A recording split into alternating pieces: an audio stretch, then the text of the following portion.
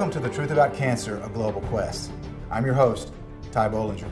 Now, many of you may have seen the Quest for the Cures last year. We were able to travel across the United States interviewing doctors, scientists, researchers, and cancer patients to learn what they were doing to treat cancer. It's only because of your support that we have been able this year to travel across the globe and to do over 100 new interviews with top scientists, researchers, doctors, and cancer patients that are preventing, treating, and beating cancer.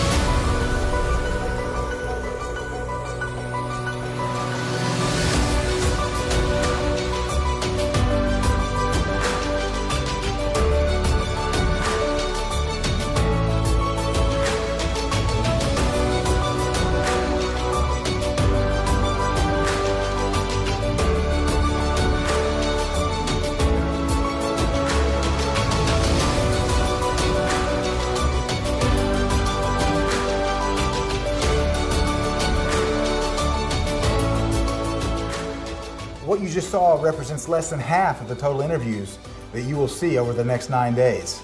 Why set out on a quest across the globe in search of the true cures to cancer? You may ask, why would I be so set on finding cancer's true preventions and treatments? Did you know that almost 50% of the people alive today will face cancer? Did you know that 1 in 4 males alive today will die from cancer and 1 in 5 females will die from cancer? While these statistics give enough reason for many good people to search out the answers, they are not the central reason that triggered my journey across the globe in search of the true answers for cancer. Let me tell you why I had to embark on this journey. For me, everything began with an irreplaceable loss. It's an old wound beginning 20 years ago, but sometimes it still feels like it just happened yesterday. I lost both my mother and my father to cancer. Well, in all actuality, it was actually to cancer's false treatments. I also lost 5 other close family members to cancer and its so-called treatments. After my folks died, I was angry and paralyzed by grief. I couldn't see any good coming out of what had happened to them, and I felt like their lives were wasted, and Charlene, my wife, and our children were robbed of precious future memories. But it was in the moment that the first book I wrote about cancer's treatments got into the hands of someone seeking the life-saving information on cancer that everything changed. I then realized for the first time that my parents' life and deaths actually mattered. Just last year, everything we learned culminated in the quest for the cures. Fast forward to The Truth About Cancer, a Global Quest. I knew that this endeavor would take more energy, research time, and more tears than anything Charlene and I had ever done before. Again, it was difficult to leave my precious wife and children, and at times I questioned whether it was worth the sacrifice to take this quest around the globe, but Charlene was the first one to tell me that I had to go. I truly owe this entire mission to my precious wife. She was my hope when I'd given up. She was my faith when I was barely holding on, and she was a gift from heaven, and she still is. Oh, and a word about my children. A rule that I learned as a father: never leave your kids out. Our eldest, Brianna, is a diligent worker and adventurous. She loves her animals, the outdoors, and brandishing her pocket knife skills. Bryce has a hysterical sense of humor, a high set of values, respects his elders, and he loves sports like basketball. Then there's Tabitha with her comical laughter, her gentle care for her little sister, and her love for animals and dressing up like a princess. And finally, our youngest, Charity, who loves nothing more than clinging to Mommy and Daddy and playing with her big sissy, Tabitha. Having these precious children and a wonderful wife has taught me that life is worth fighting for. So it was time for me to embark on this journey, venturing into the areas of the world with more equipment than we can handle, with a chance of getting stopped by authorities, which actually happened more than once, having equipment failure or challenges to health or safety for the team and myself. But the bigger personal challenge for me was knowing each day that I would be revisiting the loss of my mother and father and the things that I could have done if I had known about them earlier that would have saved their lives. And yet it is this pain that pushes me further. Dad's my hero. He would be proud of what we're doing. Of that I'm sure. You are about to learn the best treatments and preventions to cancer, protocols that won't harm your body, from the world-leading doctors across the globe. You'll see and experience things you wouldn't have even believed had you not watched each of these 9 episodes and seen the science and documented evidence to support the countless people that are living witnesses that there are true answers to the dreaded disease of cancer. Get ready for one of the most transformational experiences of your life as we journey into a 9-day quest to find the true answers for cancer. This is The Truth About Cancer, a global quest. We travel the entire globe to gather this life-saving information so that we can empower you with knowledge. Please tell your friends and family to tune in for the next 9 days. This information is of vital importance. Dr. Ivars Calvins, one of the 2015 finalists for the European Medicine Award, explains why. It is calculated that the new generation, the generation of today, from this generation, each second man and each third woman will have this illness, the cancer. 1 in 2 men and 1 in 3 women that are alive today are going to face cancer. That's why we at The Truth About Cancer are so passionate about our mission to educate, expose, and eradicate cancer once and for all. In order for us to educate, we felt that it was vitally important that we obtain the most cutting-edge information about cancer preventions and treatments, and that's why we traveled across the globe and we obtained interviews with over 100 new experts representing over 20 different countries. A big portion of educating people about the truth is exposing the lies, and that's why specifically in this episode 1, we are going to be exposing the lies about the history of modern medicine and the history of cancer treatments. So after the next 9 days of educating you about the truth and exposing the lies, together we will be one step closer to eradicating cancer once and for all. But let me ask you a question. Can someone educate someone else about something that they know nothing about? They gave us a whole hour on nutritionals. A whole hour in 4 years of medical school. Mm-hmm. And they told us there's vitamin A and B1 and B2 and C and D, and they're in alphabetical order, and you can look them up. And then they told us some really basic facts. We got a whole hour. First of all, how much training did you receive on nutrition when you were in medical school? Because I know here in the States, it's almost none. Yeah, not much. Not much? Not much. Even in Argentina? It's close to yeah, very little. Close to none? Very little. Because in medical school, they don't teach you anything about nutrition. It's so vitally important for us to understand this history if we were going to answer that question, why is modern medicine so drug intensive? And it's not because patent petrochemical medicine is superior. It's because of monopoly medicine, which was created over 100 years ago. The word doctor actually means teacher, and so doctors should be educating their patients and teaching their patients, but unfortunately, the only thing that doctors are taught while they're in medical school is how to prescribe drugs. We got hours and hours and hours on how to use basically patent medicines, which, as you know, are what usually goes on the prescription pad as a molecule that can be patented, which means it's not found in nature, because you can't patent it if it's not found in nature, if it's found in nature, and that's what we get educated in. They don't get paid to educate people; they get paid to write prescriptions, and you know, you can imagine the drug lobby made sure that's the case. The doctor is brainwashed when he gets out of medical school because the medical school has too much subsidization of the professors who are being paid by the drug company. So the professor never teaches any student in medical school, why don't you try vitamin C? They're going to tell them the latest drug. And that's by design, specifically. You know, there about over a century ago, there's foundations, the Carnegie and the Rockefeller Foundations, who sort of engineered the curriculum through their grants and donations. Are you wondering what Dr. McCullough meant when he mentioned that the Carnegies and the Rockefeller Foundations engineered medical school curriculum over a century ago? He was referring to the Flexner Report of 1910, which we covered in our last documentary. Just in case you missed that important piece of this foundation that we're laying today, here's a brief recap. You see, if we're going to change where we're going, we need to know where we've been. And that's why history is so important. Because as the old saying goes, those who don't know history are doomed to repeat it. So I don't need to go any further. You can understand when the money is coming from a source which has a vested interest in the outcome. Now what's going to happen is the outcome is going to be what the donor wants it to be, generally. So this is the problem, and that goes back even further in time to the turn of the last century. when the Rockefeller Group and the Carnegie Group actually came together, and they decided that they would reform medical education in America. At the time of the late 1800s, early 1900s, 20th century, medical schools taught a lot of different things. There were homeopathic medical schools, there were naturopathic schools, there were eclectic herbal type medicine schools, and so it was all there. There was not one way. And what happened was that the Rockefeller and Carnegie foundations were interested in establishing the one way. How would they do that? Well, they would get a hold of the education system and create a medical monopoly via basically eliminating all competition to patent petrochemical medical education. That's the Flexner Report of 1910, it became known. Abraham and Simon Flexner, were hired to do this. It was a preordained commissioned report. Not surprisingly, the basis of the report was that it was far too easy to start a medical school and that most schools were not teaching sound medicine. Let me translate this for you. These natural health colleges were not pushing enough chemical drugs manufactured by who? Carnegie and Rockefeller. The AMA, who were evaluating the various medical colleges, made it their job to target and shut down the larger respected homeopathic colleges. Carnegie and Rockefeller began to immediately shower hundreds of millions of dollars on these medical schools that were teaching drug-intensive medicine.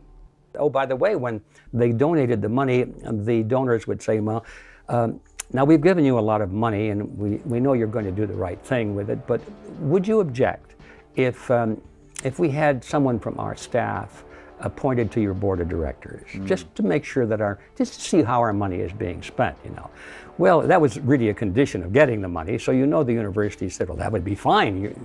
Anybody that you would suggest would be, I'm sure, more than adequate.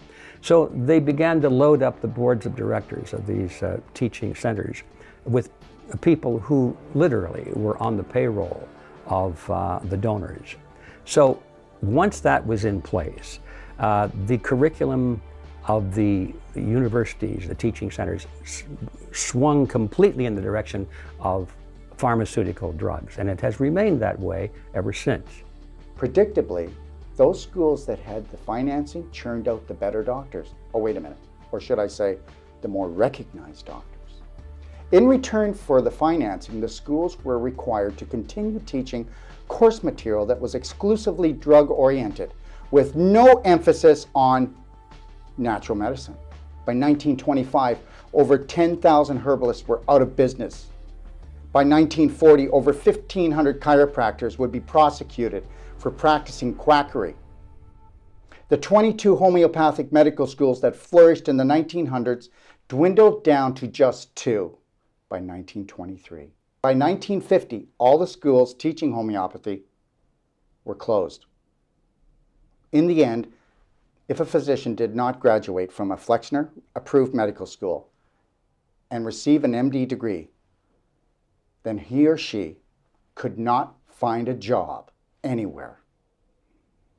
This is why today MDs are so heavily biased towards synthetic drug therapy and know little about nutrition, if anything.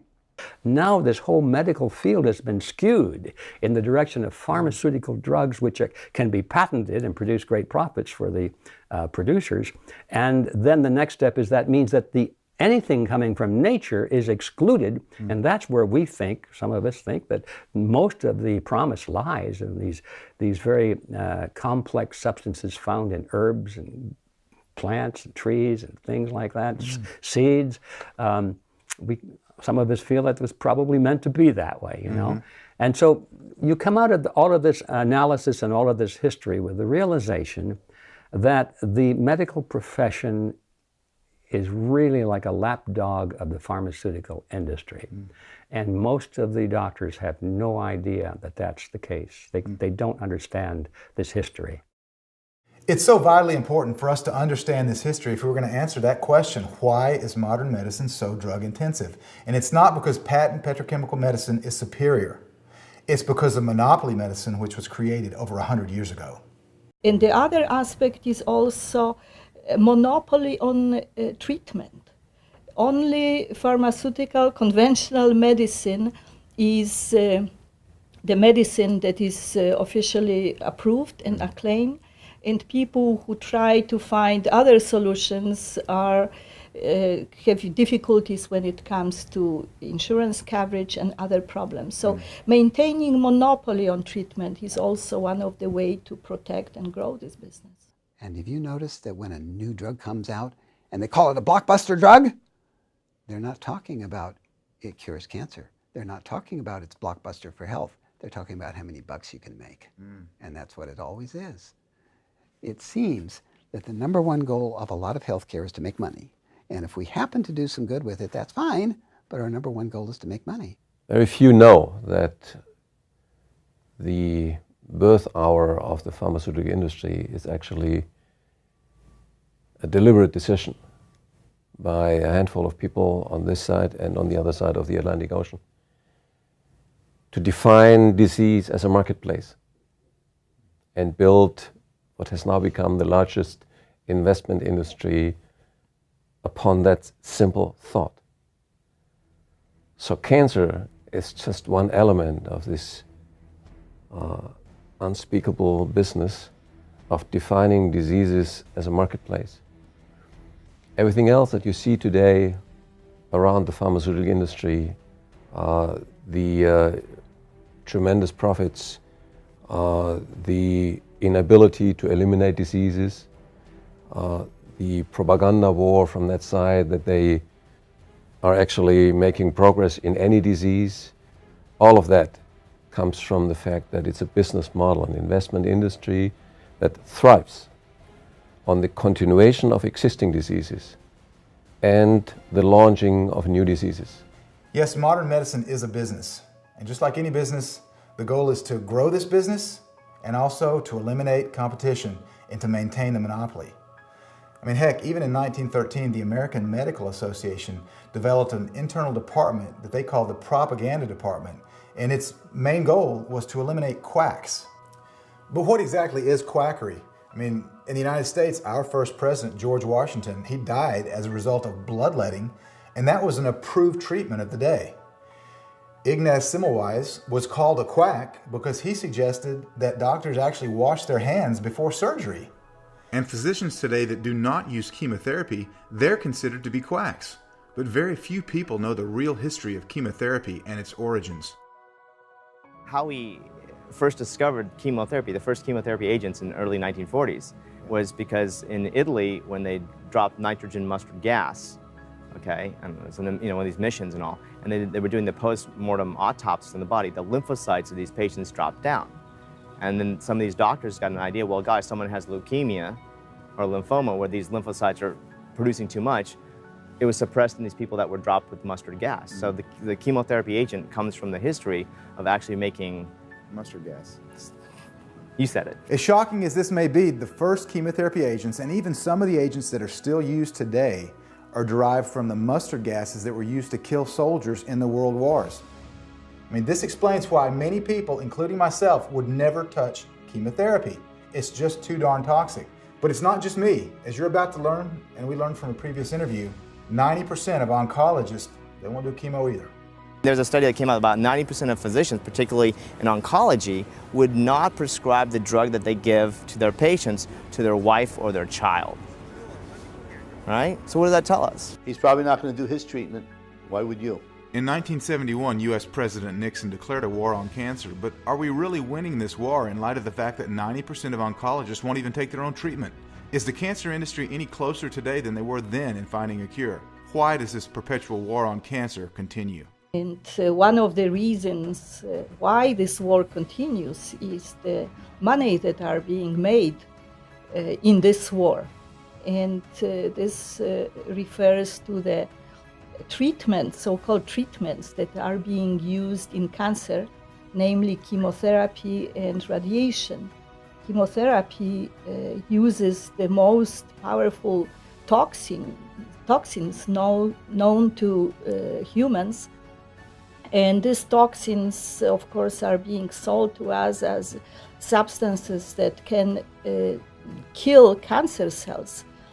But these substances also kill, annihilate healthy cells in the body, damage its organs, which make the recovery from cancer almost a miracle, impossible. And also the very substances that are being used to fight cancer are cancer-causing chemicals. So instead of eliminating cancer or curbing cancer, we are inducing, generating new cancers.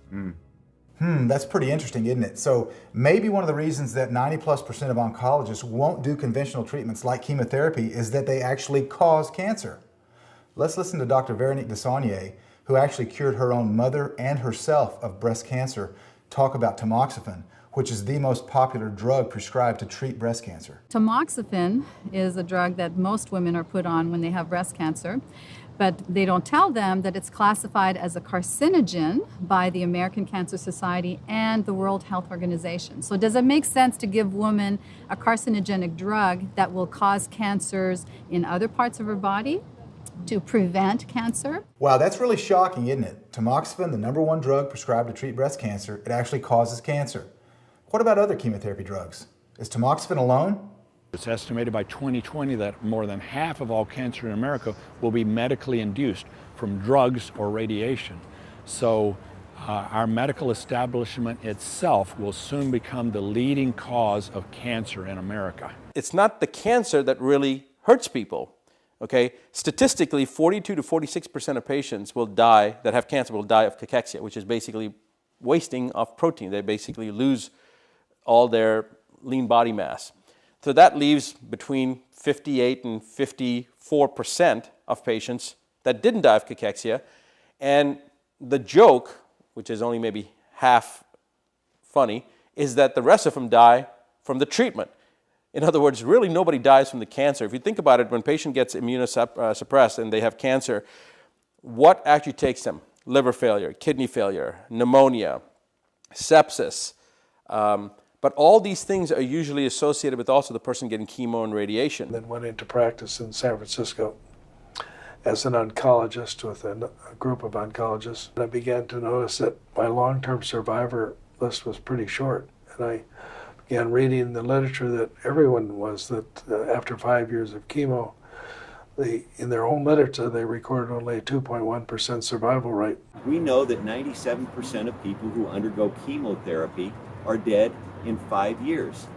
That study was placed in the 2004 edition of the Journal of Oncology. It was the cancer doctors telling on themselves. Do I know this study to be true? It was a massive study done by epidemiologists who themselves were doctors. I interviewed the lead of that study just within the last 6 months. And I said, is this still true today? This was published in 2004. And he says, it's absolutely as true today as it was when we published it back in 2004, and it may be getting worse. When they tell us that chemo's our only chance, it's the first lie you hear. Then you have the surgery. The second lie is we got it all. You can't get it all if you're focused on tumors. You simply can't. Cancer's probably already metastatic. Surgery spills it. Radiation proven not to kill the stem cells, but to enhance them. Well, we always hear, well, cancer came back. Didn't come back, folks. It just never left. But chemotherapy is not only incredibly ineffective, it's also hazardous material. Let's do chemotherapy, for example. Chemotherapy, yes, it can kill cancer cells. Possibly. It can kill any cell. Here's the issue that I have with chemotherapy. When I see somebody that's handling chemotherapy, making chemotherapy, and they have to wear hazmat suits and gloves and can't touch it because it's toxic, then why are you going to give it to a person who's already sick? I mean, does it make any sense? You ask a 3-year-old child this question, I would bet you that 90% of the 3-year-old children would get it. If that looks dangerous, then I shouldn't touch it. That's it. It's almost like sending in napalm because you've got an ant problem. So yes, you'll take care of the ants, possibly, but then you're going to take care of every other form of life, including the grass, and you're going to level the site just to try to get the ants. So the collateral damage are the people that live there in the same house as the ants, meaning that the normal endogenous healthy cells are also going to get massacred. Just from a common sense standpoint, does it make any sense to take a therapy, let's use radiation as an example, to take a therapy that we know is dangerous under any circumstance. You break your leg, you break your hand, you go to the hospital, they take you in to get an x-ray, they've got the skull and crossbones, they've got the universal triangular radiation sign. As a warning. Why is there a warning there? You tell me. Because it's known that it's harmful. And how is it harmful? It damages DNA. It damages DNA, and what is this consequence of damaging that DNA? Potentially cancer. Bingo. So then why would we take something that we know has a very high propensity to create cancer and use that to treat cancer? It does seem insane to treat cancer with chemotherapy and radiation that actually cause cancer, doesn't it? But doctors are required to do this. As a matter of fact, they suffer adverse consequences if they do not prescribe chemo and radiation. They can even lose their license to practice medicine. There was one good doctor who was allowing some natural treatments when parents were asking to introduce them, but he could not offer it himself. And when I asked him once, he said, "I couldn't do it, I will lose my job." So it means oncologists here and in many other countries, I'm sure, they're very restricted in protocols. So they're not free to offer a good treatment. They're very restricted in their protocols. There are many physicians who are truly authentically motivated to want to help people, but there is this pervasive fear that they are going to be discredited and ostracized in their own community, and when they start to embrace some of these alternative philosophies. So that's a strategy that's used to suppress this type of information. When you've got tens of billions of dollars of revenue, there is no limit to the clever and sophisticated techniques that you can acquire to manipulate the masses. It's against law in California for oncologists to recommend integrative. Is it really?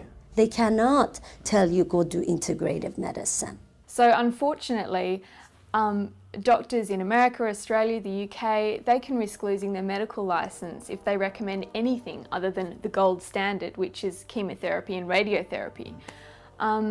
In my mind, those treatments are substandard. So we know that chemotherapy and radiotherapy cause cancer, which is the very thing they're supposed to prevent. I mean, you look on the back of certain chemotherapy drugs like doxorubicin, and you'll see a listed side effect is leukemia. And doxorubicin's a pretty popular chemo. Yeah, absolutely. And you know as well as I do that the latest research from Harvard Medical School and UCLA is showing that chemotherapy actually stimulates cancer stem cells, which are the germ cells from which new tumors arise. Investigative journalist Laura Bond just mentioned the fact that chemotherapy stimulates cancer stem cells. But what's a stem cell, and what does this have to do with cancer? So what is a cancer cell, and where does it come from? Well, we used to think that any cell could become cancer, except for a few limited ones. We thought that if you irritate a cell enough and damage its DNA enough, it'll become immortal and just keep growing. Now we find out, well, that's not true. Only stem cells seem to be the source of cancers. And stem cells are cells that haven't decided what they want to be yet. They're very primitive cells, so they can be anything. It can be a heart cell, a brain cell, lung cell. And so these stem cells are all through your body, just sitting quietly. But if you damage the DNA of the stem cell enough through free radicals or whatever, it'll become immortal. And then it just keeps producing more and more cells. It wakes up and it's producing lots and lots, thousands, millions, billions of cells. And it becomes a cancer. But it's the stem cell that's pouring it out, kind of like a water hose. It's pouring all these droplets of water out. The trouble with chemotherapy and conventional treatments is they have no effect on the cancer stem cell. They only kill the daughter cells, the cells that are produced by it. So the tumor will shrink and they'll claim success, but you haven't killed the stem cell, so it all just comes right back. And what they found is when it comes back infinitely more aggressive than it did before. And why would that be?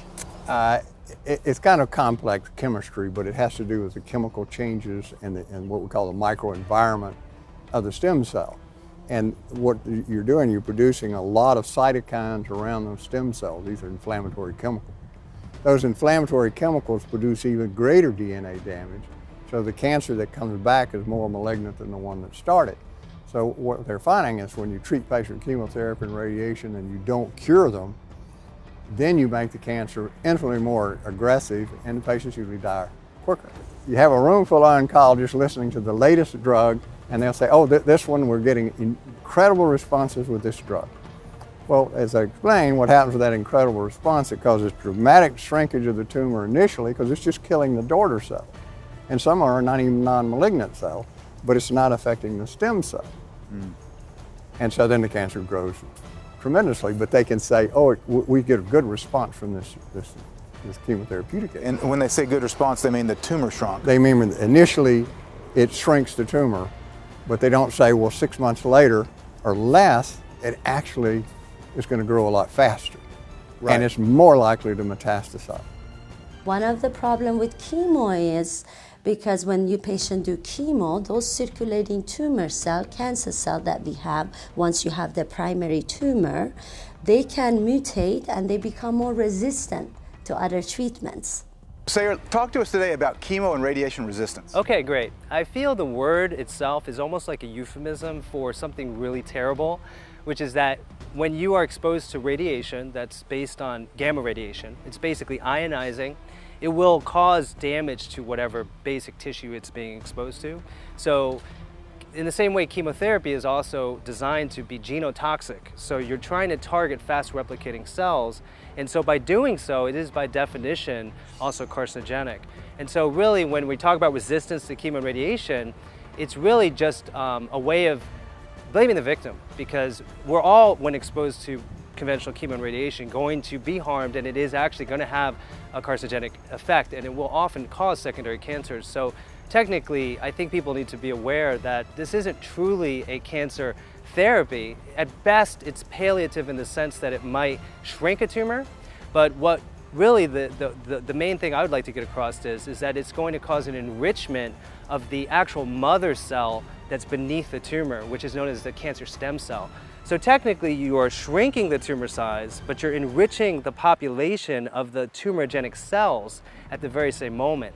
So again, the idea that some people are resistant to chemo and radiation is really a false concept. Everyone exposed to radiation and chemo will have secondary adverse effects, some of which are worse than the original condition they're being treated for. So stem cells are the key, and chemotherapy and radiation actually enrich stem cells. Now, we will get back to this topic a little bit later on, but that last statement from Sayer Ji really shook me. Everyone will have secondary adverse effects from chemo and radiation. Despite this fact, as we've already learned, many doctors from countries across the globe might even lose their license if they do not prescribe chemo and radiation. Are you beginning to see the way that Big Pharma has its tentacles throughout this medical cartel, especially when it comes to chemotherapy? But that's not all. Chemotherapy also creates side effects that can then be treated with more drugs.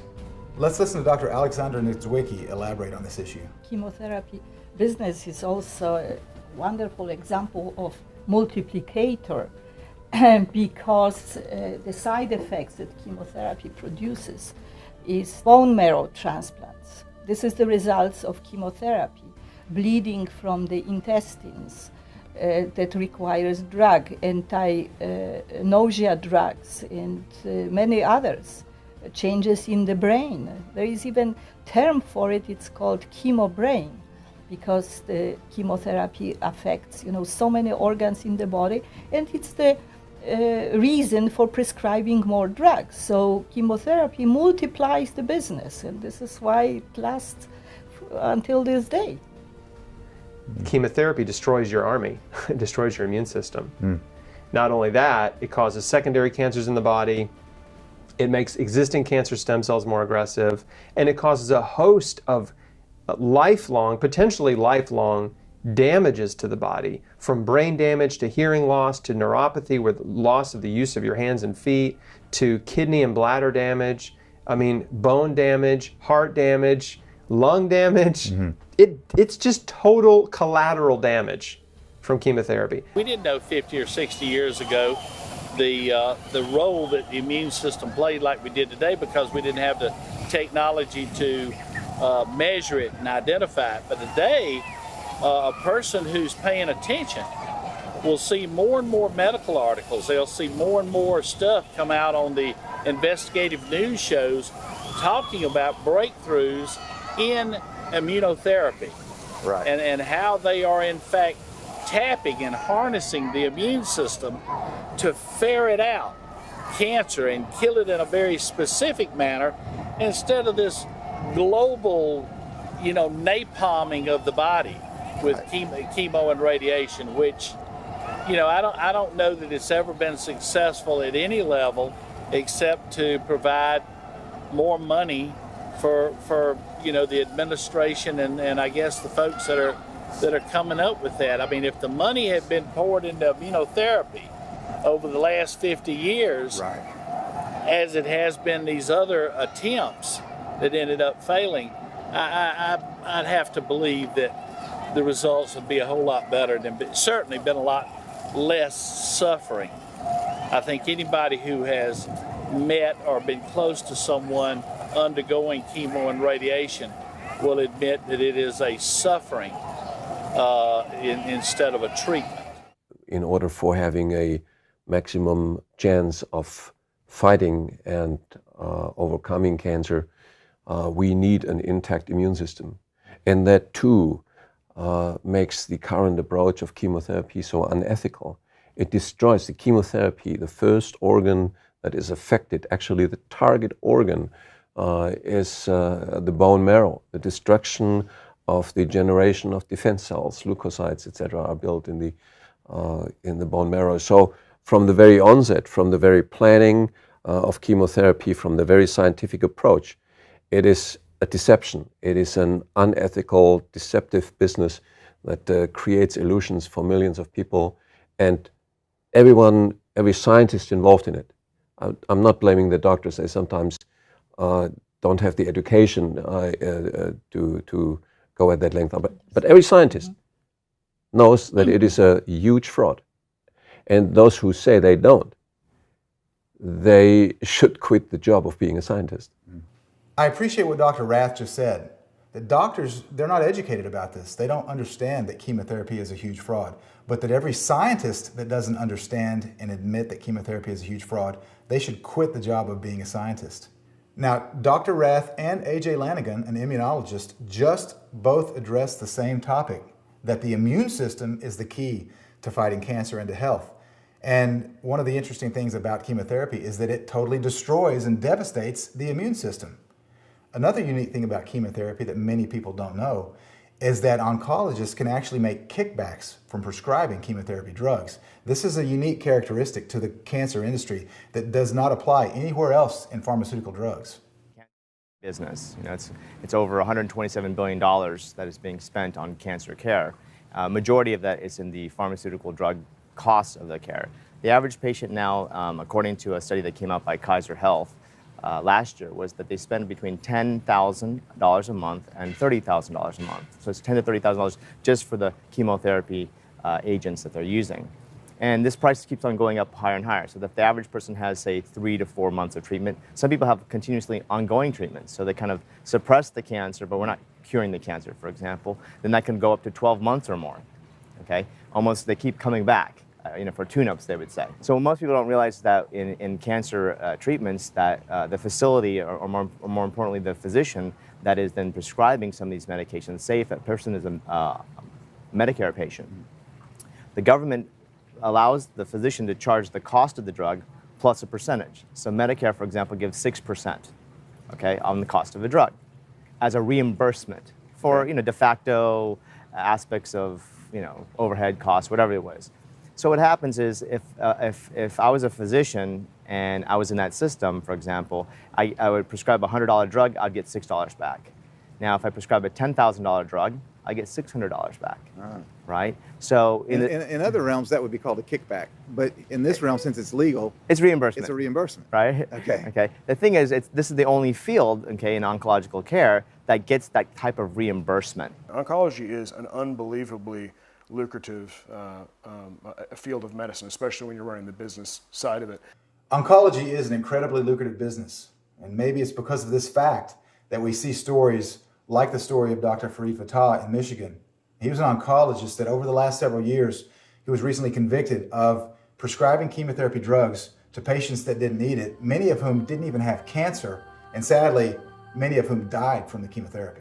You know, when I hear about this guy, you start thinking about Charles Manson, you start thinking about Ted Bundy, you start thinking about Adolf Hitler or Stalin or any of the, you know, many people that have hurt large groups of people, you know, mass murderers, rapists, whatever you want to call them, people that are tyrannical. But, you know, this guy in one sense is worse than, say, Adolf Hitler, because at least if you were a victim of Adolf Hitler, you knew when the SS was coming, or you knew when Adolf Hitler was coming, you know, you better run. Or if you're one African tribe attacking another African tribe, when the guys are coming down the road with the, you know, machine guns, you know to run. But, you know, in this case, you're trusting this person with your life. I mean, you're going to him asking for help, and even in cases where people really did have cancer, he was inappropriately continuing to administer chemotherapy to them when they didn't need it, or even worse, or just as bad or worse, giving chemotherapy to people who simply didn't even have cancer. I mean, to me, that's just unbelievable. I mean, it really is mind-boggling that someone could be that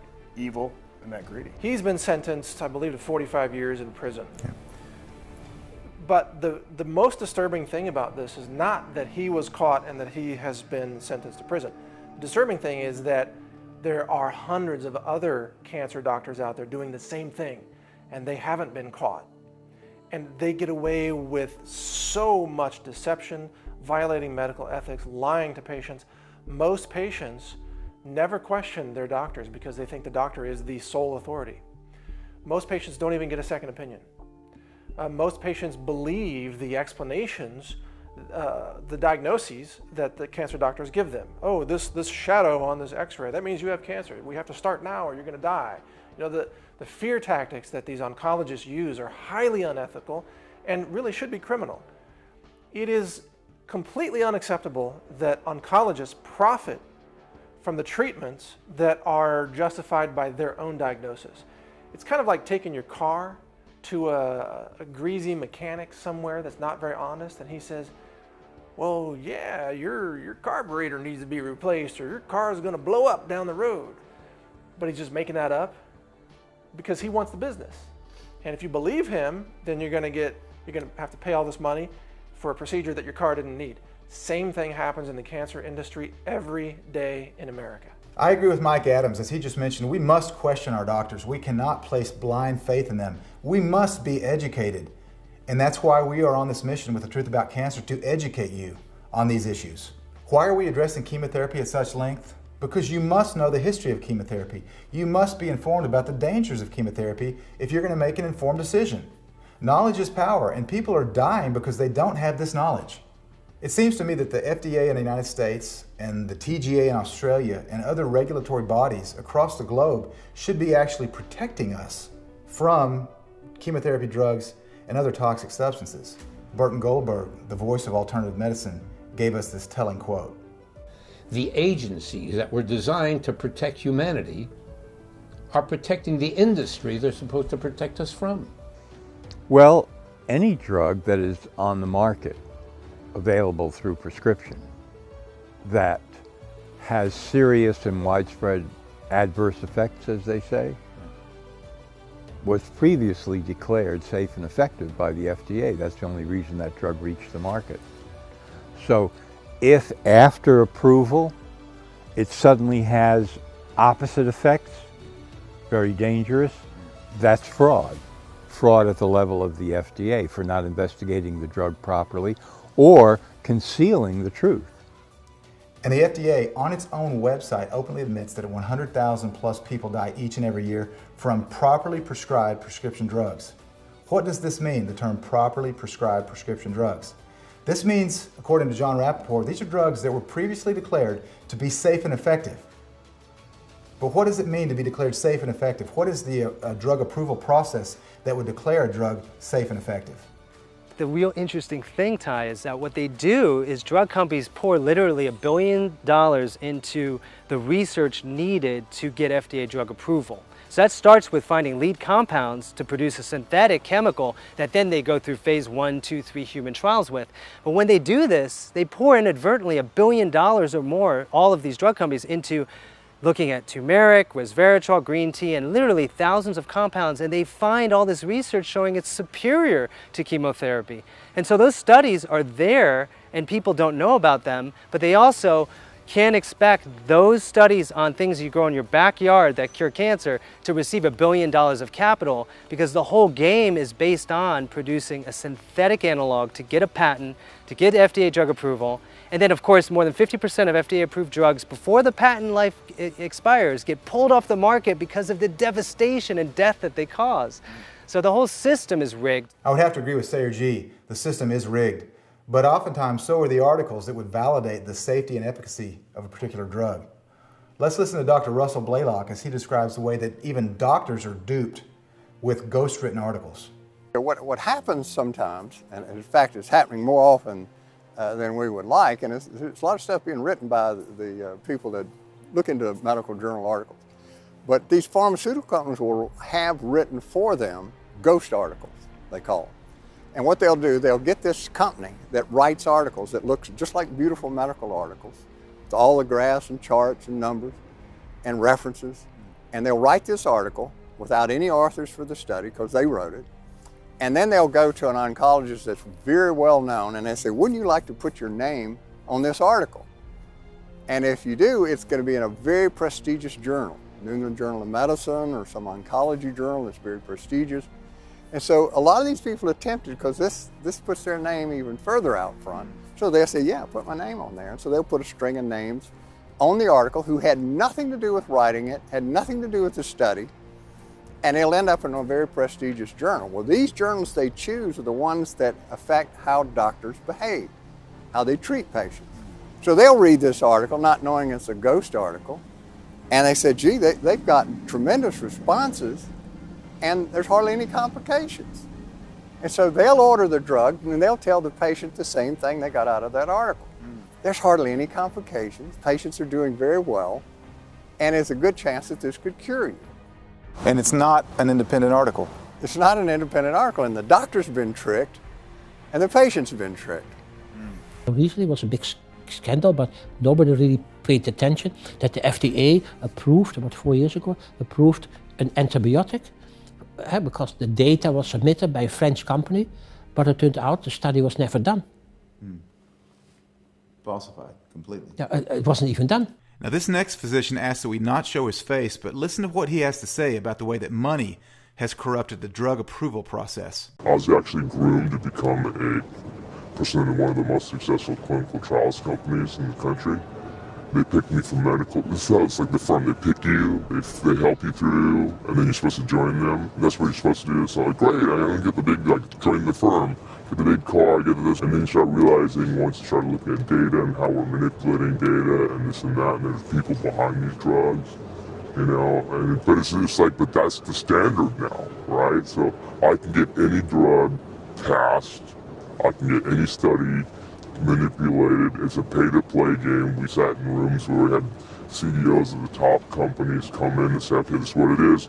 FDA would say something like, it doesn't work, and then within an hour we can have a phone call with like 6 different universities and statisticians, $30,000 each person to work on 2 hours of crunching numbers, flip the numbers, have 3 editorial reviews, and then in 3 months, perception of that has changed. It's the greatest and best miracle drug ever, although they didn't ever sort of support it, but they make billions of dollars, and as long as we put a black box warning, everybody makes money.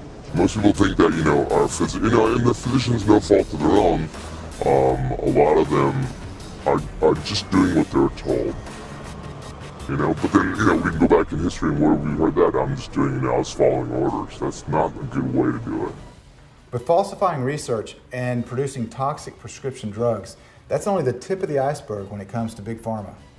Let's have a listen to Dr. Matthias Rath as he describes the way that 3 big pharma companies, Bayer, Hecht, and BASF, they were responsible directly for creating concentration camps of Birkenau and Auschwitz. We were in Auschwitz because we have a friendship with some of the survivors that are still alive from that time. And it is, since you asked me this question, I may just spend a moment on something that is very little known about Auschwitz. We've been told in the history book it was a camp that was built to annihilate Jewish people and Slavic people and people that the Nazis didn't like in the conquered countries. But what made Auschwitz the mega death extermination camp was actually the decision by Bayer, Höchst and BASF to build the largest industrial plant of wartime in Europe. It is called IG Auschwitz, a 100% subsidiary of Bayer, Höchst and BASF. And the plant was 8 kilometers long, about 5 miles long, and 2 miles wide. So it's a giant industrial area. And the Birkenau concentration camp, the huge camp that was featured in Schindler's List in that movie, was a deliberate decision to supply slave labor for the construction of this industrial plant. So without the interest that we just touched upon, that put profits over lives, Auschwitz would never have had this meaning. The decision of Wannsee, which was the decision by the Nazis to exterminate the Jewish people, was taken roughly 1 year after the decision of IG Farben to build this plant. So the Nazis used the death apparatus that was already existing because of the slave labor camp being in existence. The chimneys were burning. IG Farben was not taking care of the sick people. After 3 months on average, the people were emascerated, and so they were just put to the gas chamber and shut up in the chimney. So I used a few more sentences than normal to exemplify, if we are talking today that there is an industry among humanity that sacrifices millions of lives or puts them at risk for profit, we are sometimes, you included, being attacked as being out of this world, conspiracy people.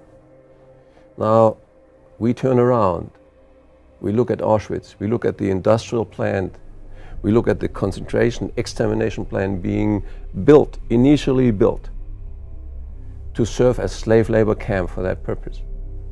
And we can say, they've done it before. I'm literally speechless. Millions of Jews were annihilated during World War II, and those concentration camps were built by Big Pharma to provide slave labor. As Dr. Rath said, they've done it before, they'll do it again. We must understand that people's lives, once again, are being sacrificed for the almighty dollar. Did you learn this in history class? I certainly didn't. But please keep an open mind as we're approaching these subjects. We must understand history if we're going to understand the current state of modern medicine. I'm a German. I didn't learn anything about that. I was 35 years old when I learned about Bayer, BASF, the largest pharmaceutical companies at that time, were actually building or responsible for the extermination camp at Auschwitz. And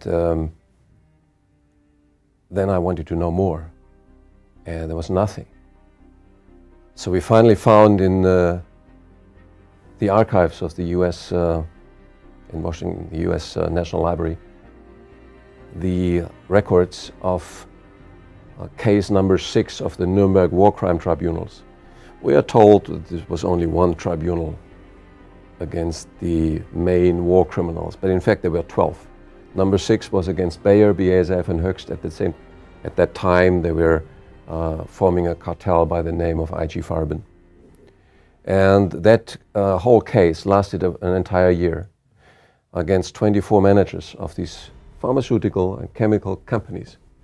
And it showed that they were largely financing the rise of the Nazis to power, that they supplied 100% of the raw materials so that the Nazis could lead their war, including 100% of the synthetic gasoline, rubber, 100% of the explosives.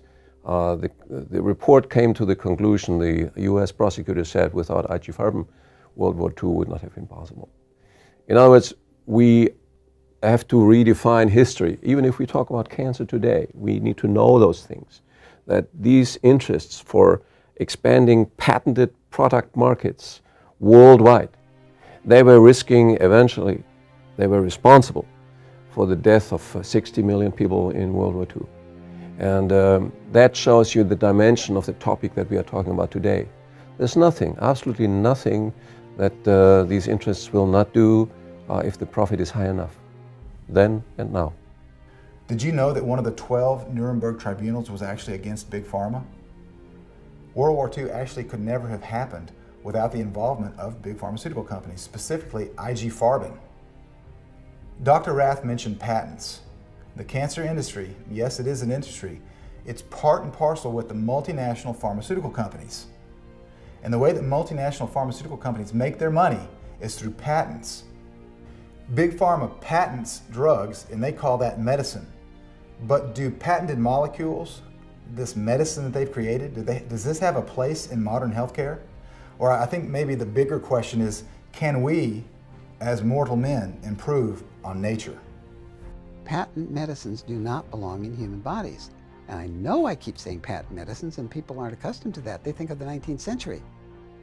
I'm sorry, but all the giant pharmaceutical companies are holders of patents for molecule after molecule after molecule. It's sort of like what belongs in the body, just sort of enough to do something, but enough to cause a lot of damage too. So if we're going to be as healthy as we can in the bodies we now have, we have to use only the substance and energy that belongs in the body.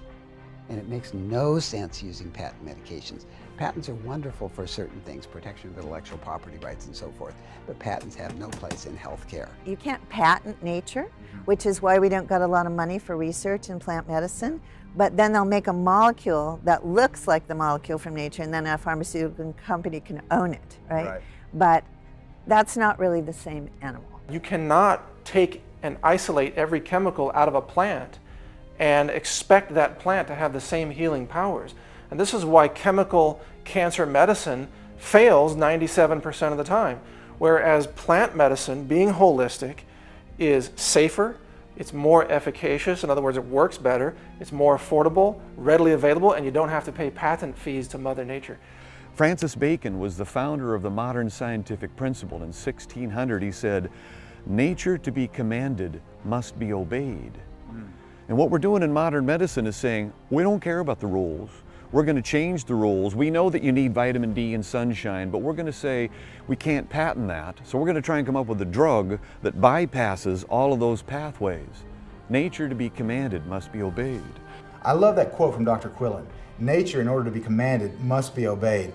And I think that's where big pharmaceutical companies fail, because they try to take nature and maybe a molecule from nature and tweak it and change it, but then it never works as well as the original molecule. And why do they tweak it and change it? So that they can patent it. We've already seen about the greed in this patent medicine industry, this cancer industry. Remember earlier in the show, we talked about the war on cancer. I have a question for you. What if the real war on cancer was actually a turf war aimed at protecting these profits? This is a total war.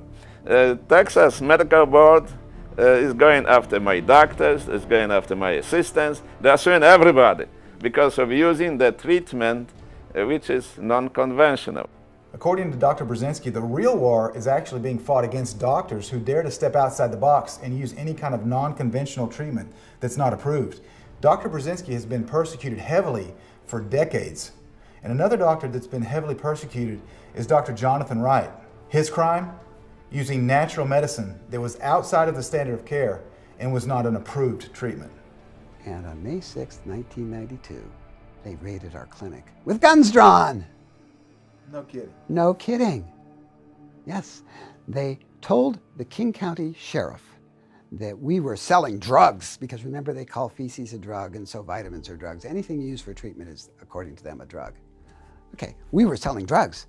So the King County Sheriff's Office was expecting drug dealers. And yeah, they raided with guns.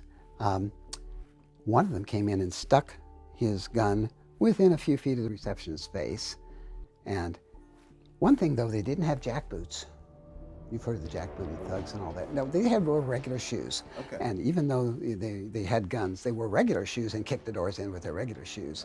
The doors were locked. You see, they had their raid shortly before 9 a.m. And how do we know they kicked the doors in? Because somebody was sitting outside in a wheelchair waiting for his appointment, and he saw these guys come and kick the doors in. Okay, they came in with guns. And what did they do? They herded all the employees into a corner of the reception area. Okay. And they proceeded to start seizing equipment and medical records and payroll records and banking records and everything. And they told the King County police it was because we were dealing drugs. So anyway, that's what they did. And let's see, they impaneled a grand jury.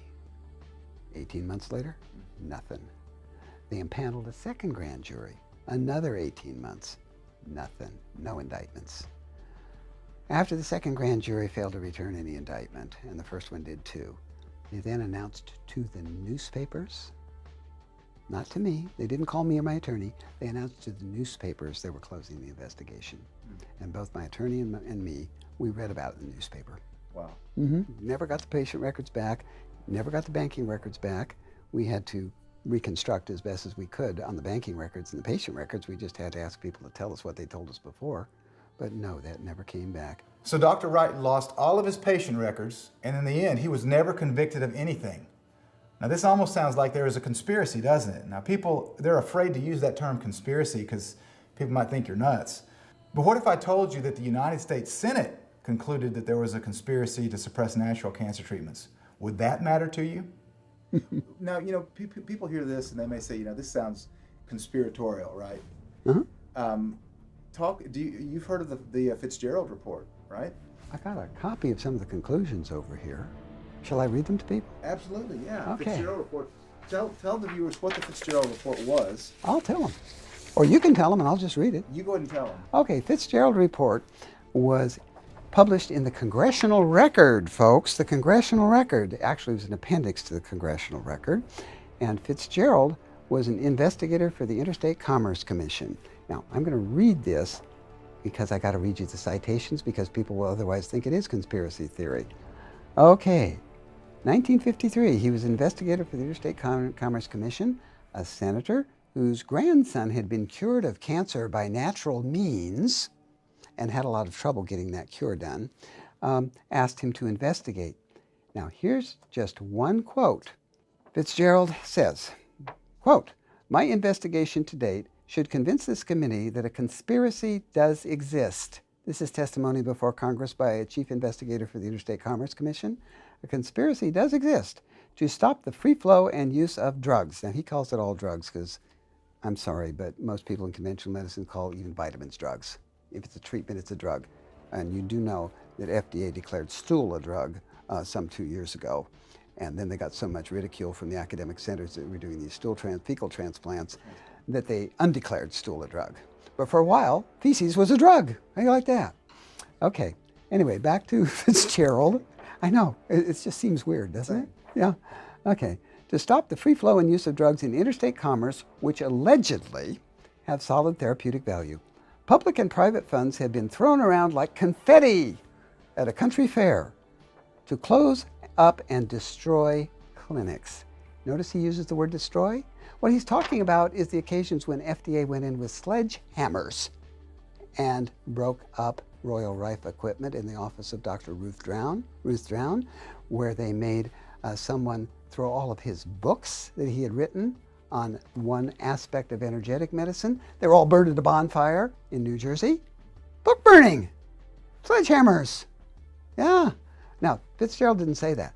You can find that other part. I'll go back to Fitzgerald. But that's what he means by destroy. That's why he used the word destroy. Okay, to destroy clinics, hospitals, and scientific research laboratories which do not conform to the viewpoint of medical associations. Got nothing to do with the law, it's got to do with the viewpoint of medical associations. Benedict S. Fitzgerald, Junior Special Counsel, United States Committee on Interstate Forest Commerce, 1953. And his report goes into a pages-long report of suppression of natural treatments and it's in the congressional record. Now, did anybody ever do anything about this? No. And part of what he says in that report is that the collusion, the actual conspiracy, is between Los Federales at FDA, the patent medicine companies, and the AMA. That's where the conspiracy that Fitzgerald identifies is. The Fitzgerald Report of 1953, which concluded there was an active conspiracy to suppress natural cancer treatments in the U.S., was initiated due to the suppression of Laetrile. More suppression of Laetrile followed over the next couple of decades. First of all, what is Laetrile? Laetrile is also called amygdalin and vitamin B17, and there are actually has been investigation showing that it has some benefit to the use of treatment of cancer, and it may be because cyanide is a component of Laetrile, and may also be a nutritional deficiency that provides some benefits that or nutrients that the body needs to fight these malignancies. But anyway, there was a Japanese researcher at Sloan Kettering who was studying this, and Dr. Ralph Moss was an investigative journalist there at the time, and started covering it, and he appeared to have beneficial results, but then for some unbeknownst reason the information was suppressed, and that information was not allowed to be disseminated. And Dr. Moss wrote extensively about them, but it was mid-1970s, and I'm not sure how beneficial Laetrile is. I have no experience with it, but it is an interesting example of how these alternative approaches are routinely suppressed when they're opposed to the traditional and conventional approaches, because there's such a significant amount of funding that's involved. The big agencies, the FDA, of course, the AMA, and the American Cancer Society, which are all in some way influenced by the drug cartels, and they're funded to oppose these and essentially classify them as quackery. And it's a common strategy that's used for many alternative treatments, and Laetrile being one of the earlier ones where they targeted. But there's dozens and dozens since then. There is merciless harassment by the authorities of doctors who are inventors. I'm now going through 3 years of harassment by Texas Medical Board. And one of the reasons why I'm going through this is I use the treatment which is not standard treatment for pancreatic cancer. I use this for the type of incurable lung cancer, like malignant mesothelioma. This patient is also surviving now 5 years, okay? He will be dead a long time ago. These results were evaluated by outside oncologists, amazing results, okay? And I am being harassed because Texas Board is saying, you use the treatment which is not standard. If you do the standard of care and you give chemo and people die, it's okay. If you don't do the standard of care and people live, that's not okay.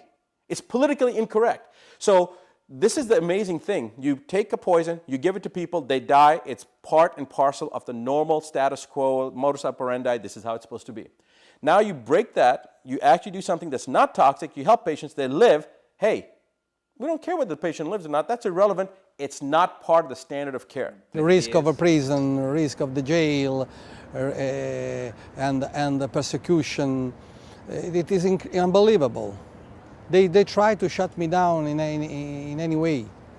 Yes, because, tell me one big revolutionary discovery that was not shut down. Tell me one. There is no chains, no possibility to escape. Because when you see something that is very, very new, and people cannot think about it, you are persecuted because you destabilize all the system. So any big, true discovery make the old system useless. That's why you are shut down. Because we live in a medieval status. This is the real reason why cancer is still killing millions of people. So it's not easy to treat these advanced patients because we are continuously being harassed for doing this, okay? Which is incredible. We should be awarded. We should be set up the example. We are saving the lives of people who are sentenced to die. No, we are mercilessly harassed by lawyers, by people who know nothing about treatment, who are stupid puppets of the guys behind who knows very well what we can offer, but are directing these guys like in Nazi Germany, and they are simply obeying orders because they are programmed this way, okay? I think there will be a time when there is some type of Nuremberg trial. So all of these white-collar, nicely dressed lawyers and clerks who are chewing the money of taxpayers, they be held accountable for what they do, because many people died because of their actions, okay? And they do it secretly. They are not exposed. They feel that they are beyond any punishment, and they can continue to do this type of work. If you look at someone who has cancer, you've had for a long time in Europe this notion that if you're using a natural approach, you run the risk as a doctor of having your license revoked. If you're a non-medical practitioner, you can be, basically put into jail. There's the Cancer Act of 1939 in the UK to deal with you. And this is utterly wrong, because an individual that has cancer is just another individual whose body needs nourishment and support more than a person who is healthy. And yet, to have that denied to those individuals is a real loss of fundamental rights and freedoms, and that needs to be changed. It's a crime. It is a crime, indeed. The people need to be awakened, because obviously this is killing people. If you withhold treatment that can save someone's life, isn't that the same thing as murder? I would have to agree with Dr. Brzezinski and Dr. Verkerk. But this is not the only time that the medical industry has been guilty of conspiracy against natural physicians. In 1987, 4 chiropractors from Illinois, particularly Chester Wilk, he was the head chiropractor that took the AMA to court. They actually took the entire American Medical Association to court, accusing them of having a branch within their organization designed to eliminate chiropractic as a profession, a licensed profession they were trying to eliminate through the use of propaganda. Well, a federal district court judge in Illinois, Susan Getzendanner, in 1987 found the AMA guilty of conspiracy. That was the judgment. So if anybody tells you when you're talking about these things, oh, you're just a conspiracy theorist, you can lead them straight to the Wilk versus the AMA court ruling of 1987, and the judgment was guilty of conspiracy. Are you beginning to get the picture here? This is not conspiracy theory. This is conspiracy fact, according to the courts. Now, why are we sharing this with you? Because you must understand the belly of this beast if you're going to believe the truth. One of the many victims of this conspiracy to suppress natural cancer treatments is a man named Jason Vale. Last year I had the privilege of interviewing him, and he shared with me the true story of how he was arrested, convicted, and spent 5 years in federal prison, not for murder or rape or assault, but for selling an unapproved cancer treatment, namely apricot seeds, which contain Laetrile, on his website. But Jason is not alone. Almost 80 years ago, a scientist named Royal Raymond Rife faced jail time for using an unapproved treatment. In the 1930s, Dr. Royal Rife, who was a microbiologist, knew that there were microbes inside the cancer cells. And he came up with an electromedicine device, a couple of them actually, which was designed to do nothing but kill the microbes inside the cancer cells. He did something very smart, taking from Einstein the cue that everything has its own vibratory frequency. Molecules do, people do, everything has its vibratory frequency. He determined the vibratory frequency of those microorganisms, and then he sent in a beam, which is why the machine was called a beam ray. He sent in a beam that had a dissonant frequency. What's that? You ever tried to tune your radio and you tune it just right and it's nice and clear, still clear, but you go a little bit off and it's in addition to the talk? That's dissonance. You're almost on the right frequency, but not quite. So he sends in a dissonant frequency that's almost what these bacteria do, but they can't stand that because they're vibrating at a really close, and so they rupture and die, all the bacteria do. He beamed them, all right? And the cancers were cured. Now, it's more complicated than that. He had to follow certain doses of rays and certain days and so forth. But anyway, the cancers were cured. It was celebrated in Los Angeles Times. Okay. He reports that he was visited by 2 people, one being Morris Fishbein at the AMA, who was president at the time, and another person. And I believe him because I have read that same report in a doctor's book from Alabama who is curing cancer with intravenous hydrochloric acid. I'm not kidding you. It was published for 3 years. I've got all of his reports.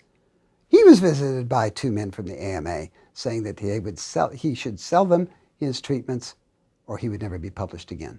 And he refused to sell, And he was never published again. I have the 3 years worth of reports. I can't get any more. There weren't any more. Rife had the same visitation, and so did other cancer treating practitioners. Visitations from AMAs telling us, you sell us your stuff or we'll do you. So he developed this technology. The American Medical Association tried to buy him out, and he refused because he did not trust them. Good for him. And so the Food and Drug Administration went down and destroyed his laboratory, his equipment, destroyed all of his inventory. In the end, Dr. Rife's lab was burned, his records were stolen, his life was ruined, and he eventually died of a drug overdose. Harry Hoxsey is another example of a man who was treating and curing cancer naturally that was heavily persecuted. Now, this is a story that is near and dear to my heart because in 1996, when my father, Graham Bollinger, was diagnosed with stomach cancer, we were doing everything that we possibly could to take him to what's called the Hoxsey Clinic in Tijuana, Mexico. Unfortunately, Dad died before we could get him to the Hoxsey Clinic, which is now called the Biomedical Center.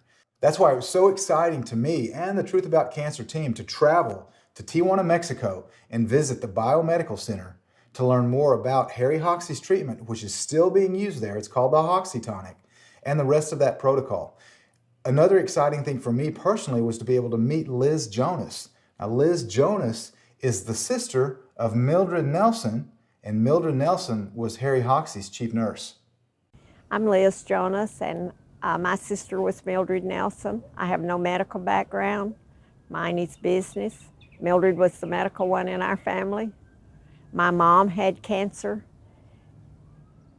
ovarian and uterus, and they had planted radiation in her body and burned her very bad and then told her to go home and die. My dad heard about Harry Hoxsey, who was in Dallas, Texas, and we lived in Jacksboro, which is about 90 miles. So my dad called my sister. She was the oldest in our family. There were 7 of us. And asked her to come drive for him. He was an old-timey rancher. And she said, "What are you going to Dallas for?" She said, "To get parts for the tractor." And he said, "No, I'm taking your mother to the doctor." So she came and drove. And through the day, Hoxsey found out she was a nurse and offered her a job. And my dad told him, "No, she doesn't want to work for you. She thinks you're a quack." Okay. He offered for her to go look in all his files, but she didn't. And she couldn't talk my mother and daddy out of this, so she decided to go to work for him to prove he was a quack and to save her mom. Our mom lived to be 99 years old. What a great story. Liz's sister Mildred Nelson wanted to prove that Harry Hoxsey was a quack, but she ended up becoming his chief nurse, and their mom lived to be 99 years old. Now, the head of the AMA at that time was Morris Fishbein. Now, he was the same man that was the head of the AMA when Royal Raymond Rife was destroyed. And the AMA wanted to buy out the Hoxsey formula. They almost signed the paperwork, but they got to the point of signing the papers, and he said, "You have to make this available to everybody." And they said, "We may not make it available to anybody. We may not use it even." And he said, "No, then I won't sell it." So they basically wanted to buy it and bury it. Bury it, yes. Harry was arrested numerous times for Numerous. For what were the charges? All different kinds, just whatever they came up with, you know. But the patient, sometimes he always carried a roll of bills in his pocket with him, a big roll of bills. And he made his money, in my understanding, in penny stock, all penny stock. But he carried a big roll of bills with him, and sometimes he'd bail himself out, sometimes he'd just stay in jail. The patients would come and bring food, and they would circle the whole block. So they would just let him out to get rid of the patient. Wow. You know. If that's not a testimony to Harry and the treatment, then nothing is. So the patients would surround the jail? Yes. Okay. Surround the jail. Can you imagine? No, I can't. I mean, not today. Yeah. But this was back when? 40s, 50s? In the 40s. 40s. Okay. But his patients were very loyal to him because the MAA and FDA, if they would find out they were going to mail medicine to a patient, and they would be standing at the patient's door and take the medicine so the patients couldn't have it. When Mildred moved the clinic to Mexico, he told her, he said, "You have to drop the Hoxsey name." And she said, I can't do that. And he said, Joe, you have to. That's what they're after. They're mad at me. They're after me. So that's where the biomedical came in. But then the patients wouldn't drop it. We're still known as the Hoxsey Clinic. And that's what we're put on this earth for. It is. Really. If you really stop and think about it, we're supposed to help each other. That's right. I have to agree with Liz. I mean, one of the main reasons that we're put here on earth is to help other people. And I commend her and the doctors there at the Hoxsey Clinic, the Biomedical Center, for doing this. And one of the doctors there at the Biomedical Center that we interviewed was Dr. Elias Gutierrez. Here's some of his interview. And basically what everything spins around, it's what is known as the Hoxsey formula. It's a liquid made with a combination of several herbs and minerals, and it, because of the way that it's put together, it selectively targets only the malignant cells. Any cell with a bad DNA or a bad metabolism, those are the ones that are going to be destroyed. Okay. Of course, there's a few vitamins, there's a diet, which is not a difficult one to follow, and we also use a lot of herbal, both Occidental and Chinese herbal formulas. The formula that you're using, is this pretty much the same formula that Harry Hoxsey used? Exactly the same. 80, 100 years ago? Exactly the same. It was passed down from Hoxsey over to Mildred, and then Mildred brought it into the clinic, and then she passed it on to Liz, she's the owner now, she's Mildred's sister, and we still use basically exactly the same formula as it was being used in Texas. So if somebody comes into the Hoxsey Clinic here and they want treatment, how long does the treatment typically last? This is a clinic that does something in a different way that most of the regular clinics. We try to do everything on a single day. People come in the morning, they get registered, they go through the laboratory, they go through the x-rays, they get their consultation, a very thorough physical examination, and then we have to wait until we get the reports from laboratory x-rays, which takes a couple of hours, and then we call people up for a second visit in the afternoon, and we explain all the findings to them. We give them their treatments, and they just pick up their supplies and make their payments and go home, same day. Wow. This is something you can do at home. You don't have to be necessarily hospitalized to do it, you know. Mm-hmm. And they stay on the diet, and they come back for a checkup every 6 months, every year. Eventually, just come back every 2-3 years. Okay. Being a one-day treatment, the Hoxsey treatment, relatively affordable? I think so. I think we're the cheapest clinic in town. Are you really? Oh yeah. 8.5 years ago, back in August of 2006, I couldn't lay down. Matter of fact, Zach was with me on a motor car trip on the railroad, and the seatbelt started hurting on the way back from the trip. We were in about 300 miles, and the seatbelt started feeling tight. And the next week I had another trip, and coming back, the seatbelt was also tight. And shortly after that, it couldn't lay down.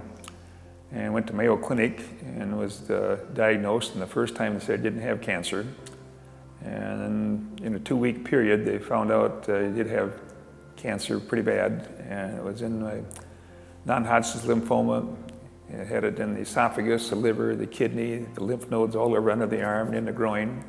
I had a tumor bigger than a volleyball in the stomach, and then in the bone, stage 4. And the doctor gave me 3 days to 3 months, and one doctor says, you know, the last guy we treated like you made it 3 days. So it was not a very good forecast. So the day I found out they had it in the bones, I found out at 2 o'clock up in the 10th floor of the Rochester Mayo Clinic at the Gonda building. Things looked very bleak, but on the way from left to Rochester, for instance, we had to be a flight in Minneapolis at 4 o'clock that day and didn't find out till after 2, and we made the plane by 13 minutes to get down here. And it's just there's no chance of living afterwards. But here it's been 8.5 years later, and they've not had cancer for 8 years and 3 months. They haven't found it. Mayo Clinic couldn't find it. They haven't found it here. There's no cancer that's visible anymore. I started with Mayo Clinic, had 13 doctors at Mayo Clinic, and they gave me the same forecast of 3 days to 3 months. And then I went up to the University of Minnesota, and then to Fairview Hospital and the Masonic Cancer Center. I received a death sentence from 17 doctors, and the 18th one was down here, Dr. Gutierrez, and it was no big deal to him. It was bad, yes, but nothing special. And as far as I know, I was taking more medicine and more tonic than any other patient I've ever talked to so far. I talked to a lot of patients from down here that I've sent down here, and other patients, but I was taking the strongest dose they had, but I never missed a day of work. And so it never affected my ability to do whatever, but it made the total difference in life. And this life is fantastic. I mean, you got a grandson, you got 3 grandsons, but the only one can come with me once in a while. The other 2 are very busy. And this one here gets to come with me. We do a lot of things together, including come down for Jeep rides and stuff. We've never been able to have that if we wouldn't have been here to get some help. A lot of help. Life is great. Life is great. What an encouraging story from Dave, who has been cancer-free now for 8 years due to the Hoxsey formula, and who was told by 17 traditional doctors that he had no hope and that even the toxic chemo drugs couldn't save him. I want to be clear, we are not saying that everyone that works in the medical industry, or the cancer industry, or the pharmaceutical companies are bad people. Not at all. That is not what we're trying to say. There are a lot of good people that are working in the medical industry, the cancer industry, and for those alphabet agencies, even the FDA. So we're not criticizing everybody that works for those agencies. What we are saying in this documentary, and we're trying to communicate this fact, is that the entire medical system has been hijacked. If a plane is hijacked, it is not the pilot's fault that it's hijacked. In the same manner, the fact that the medical industry has been hijacked, it's not your doctor's fault that that's happened. The fact that the pharmaceutical companies, their sole purpose is to make money, that's not the fault of any person that works for the pharmaceutical companies, the sales reps and other people that work for those companies. It's not their fault. We want to be clear that we communicate that. The problem is that the system is broken. Money is driving the decisions of the people that are the leaders in those industries, and not the health of the people that take their products. The number one goal, for big pharmaceutical companies at least, is shareholder profits. They are publicly traded companies, and the bottom line is their bottom line. Over the course of our travels, we were privileged to meet a couple of people that had previously worked for pharmaceutical companies, but once they realized that the number one driving force behind those decisions in Big Pharma is making money and not necessarily getting people healthy, both of them got out, to their credit. I would hear a lot in our meetings, the town hall meetings, that it was all about making the shareholders happy. Really? And I'm like, you know what, I don't want to make the shareholders happy. You know, that's not the point of what we are doing. We want to be able to solve bigger problems than to see how much money goes into the shareholders' pockets. In 2011, I just kind of by chance found a documentary, and the title caught my eye. It was called Dying to Have Known. And it was one of the documentaries about the Gerson therapy. Okay. And I remember watching it. It was almost stages, you know, when I was watching the video. First it was, what in the world are they talking about? And they were talking about people that had late stage cancer and they had somewhere to go and they were surviving. And I'm like, I've never heard of this. So I keep watching.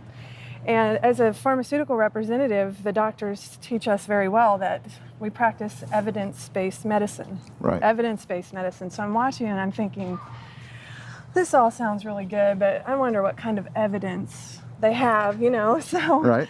they switched to the physician, and I believe it's China that is doing the Gerson therapy. And I just remember him sitting in front of this huge filing cabinet. And the person that was interviewing, he said, just pick files. And he just started opening these drawers of all these files of patients, all this evidence. Oh, okay. All this evidence, right? So I'm going, wow, how is this possible? There's evidence. Then the documentary goes on to talk about Max Gerson. Right. The way that the therapies were suppressed. And that, you know, of course, I remember sitting up on the couch, on the edge of the couch, like, yeah, it was like the Band-Aid being ripped off. That moment of just disbelief. My whole life. My mother's a nurse. I mean, we grew up at the doctor's office and at the nursing home, and I had no idea. I worked in the hospital. I was a phlebotomist. I worked in the lab. You know, my whole life was medicine. Right. And so it was just shocking in a really impactful way immediately. Immediately, it changed my life. So I wanted to research, but I really thought that my research would disprove it. You know, I thought, this is really awesome, but I just, you know, it's hard to believe, you know. So I started researching, and I felt really strange. Like, you know, I felt like I was alone, and I'd go to work every day in this industry, and I'm thinking, do they know this? You know, do they know what I know? Now, to her credit, Tara Mann used to make a ton of money working for big pharmaceutical companies, but once she realized that they weren't healing people, that they were actually harming people, she got out, and then she and her husband Steve began a nonprofit called Cancer Crackdown, and that's one of the charities that we at The Truth About Cancer are happy to donate to. Now, Tara just mentioned the Gerson therapy. We will learn a lot more about the Gerson therapy in episode 8, so be sure that you tune in for that one. But in the meantime, we're about to hear some telling quotes from doctors about the absurdity and the arrogance of trying to force treatments on people against their will. If I tell you, you have to do this, which is very typical of conventional medicine, you have to do this, that there's a degree of arrogance in that statement. This is what you need, given the complexity of the human experience. For me to presume that I know what you need, that is a tremendous arrogance. That's common in medicine, it's very common. This is what you need to do. And if you don't do it, I'll force you. I'll have somebody force you, because that happens. We know that. Yeah. We know that when somebody doesn't choose for their kids the exact path, oh, we'll have somebody enforcing that so that they choose that, because that's what they need. Oh my God, what arrogance.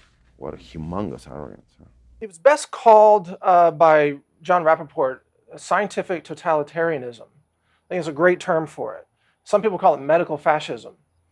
It means that the so-called science, which is really just corporate-driven, fraudulent science, but the so-called science-driven medicine is being forced upon you now in absolute violation of the American Medical Association's Code of Medical Ethics, which says that the patient must be given the choice. The patient must be informed. You know, they talk about informed consent. This is supposed to be a pillar of the ethical practice of medicine in the United States of America and really all around the world. That is now being stripped away, where parents are being told you must submit your children to these interventions, whether you like it or not. That's a violation at every level of human rights, of human dignity, of parental rights. Parents need to know and they need to prepare. Yeah. Because if you're in a situation as a parent and your child is diagnosed and you don't want them to have chemotherapy, you need to prepare to run, you know? Yeah. Because if not, they are going to come take your kids. Wow, was Chris Wark exaggerating? Will the government really come and take your children? I'm a pharmacist by profession, so I've been practicing that for about 20 years. So when my daughter was diagnosed, it's about 3 years ago, we decided, you know, the whole treatment was just huge and barbaric, and the options was just very limited. And we, I think I ran that by you at that time. There was just the prognosis was less than 20%. Amputation was almost definite. When the swelling happened, that's where the mistake number one. We went to the emergency room. At that point, I thought, well, look, they didn't have significant successes with that, and I thought that, you know, in an ethical standpoint, if you don't have very much, you shouldn't be doing that much. And that's what I thought. I didn't think that they would pursue such a, you know, aggressive means to get it. And at that point, the doctor was, again, depending on who you get, we had a physician that was very stubborn, thinks that he has all the answers, didn't know anything about what we were approaching. They kept Selena. Oh yeah, Selena with guard. They had armed guards at that point because they knew where my mind was at. They had armed guards in a room. In their room. They knew where my mind was at, because my mind was to take her back to the facility of my choice, right? And the facility that would, you know, give her a chance at have some sort of a normal life. They came with their lawyers and they said, if you don't sign consent, we're going to take custody of the child. You're going to lose custody of the child. Ultimately, the judge said, you're not an expert. He is, right? The oncologist, he's the expert. So there's nothing he can do, and the custody was given to the state, and then so they took custody of yeah, Selena. Correct, Okay. yeah. And then they started aggressive chemotherapy at that point. This is documented. So they knew that, and but they continued with the chemo, and I think that any adult would have been just saying, hey, look at my arm is deteriorating. Every dose you give, my arm is opening up, like it's just opening up, and the wound is getting bigger. And I pleaded with the physician. I have no way to even getting second opinions at that point because the state's got custody. So nor can I go to a physician and say this is wrong, you got to take a look at it, because they wouldn't approach us because we don't have custody. Right. You're not the legal custody. You don't have custody of your own child. Correct. The state of Illinois Right, did. State of Illinois. So I pleaded with him. I said the arm's not going to stand. It's not going to make it. You know, there's all I could do. There's nothing. And every time about 8 white coats come into the room, look at her wound getting bigger and bigger with every dose. As much as I pleaded and as much as I saw, the wound got so big, got infected with MRSA. They're doing all these cultures at that point. The wound, if you see it, is horrific. It's so graphic. You will not believe that's a human arm. The way that it deteriorated over time. It was just incredible. It was graphic for her. That's post-traumatic stress for her. For us, certainly it is. Sure. Yeah. So then in the end, an amputation was required. After that point, we still didn't have custody after the amputation for another 6 months. We have custody now. We have custody now. I mean, we had the best insurance, and I think really it's the worst thing you can have. We had the best insurance. To have best insurance means every drug that is covered will be used and was used. Every drug that wasn't covered, I mean, he would have used Avastin. Avastin is another $400,000 drug. He would have used it if it was covered. But ultimately, I was in a position where I could have dropped her from my insurance. The state didn't pay for it. All this $2.2 million was paid out to the hospitals. $2.2 million. And it was all paid from my insurance. It's something where everything just blurs. Your energy just leaves your body. You're in shock. It's traumatic, and you just look at each other and you don't know what to say. Yeah. I even called my boss. I was supposed to be at a trade show, and I was bawling. I said, "Man, we just got some bad news."